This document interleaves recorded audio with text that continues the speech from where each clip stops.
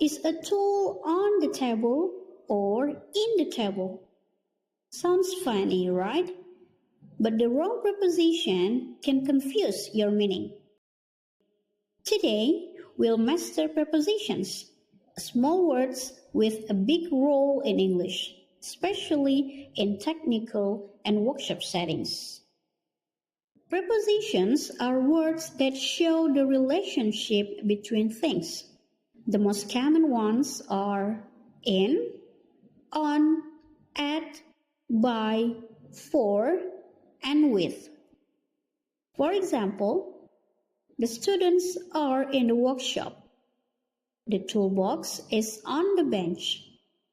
The class starts at 9 a.m.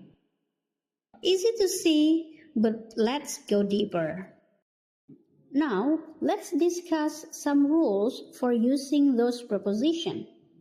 The first one, we use in when something is inside, like in the laboratory.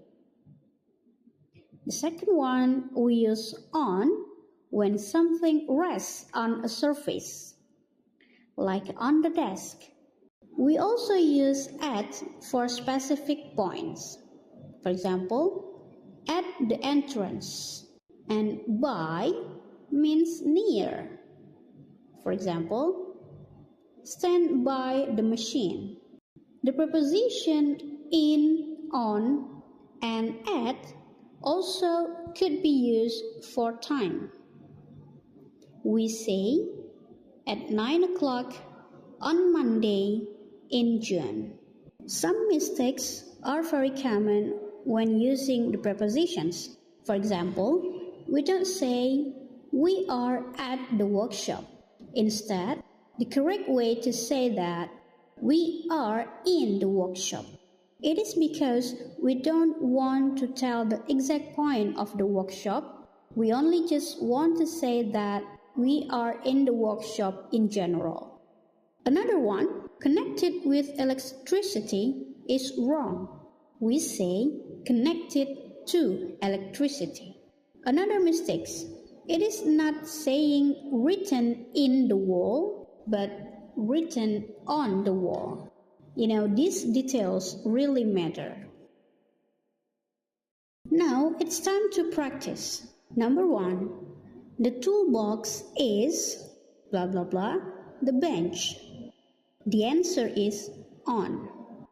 Number 2, the students are blah blah blah, the classroom. The answer is in.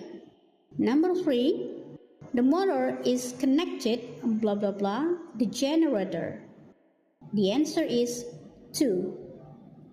And number 4, safety rules are written blah blah blah, the board. The answer is on. So remember, in for inside, on for surface, at for a point, and by for near. Prepositions may be small, but they give precision to your English, just like exact measurements in engineering. Thanks for learning with me today, and see you in the next lesson.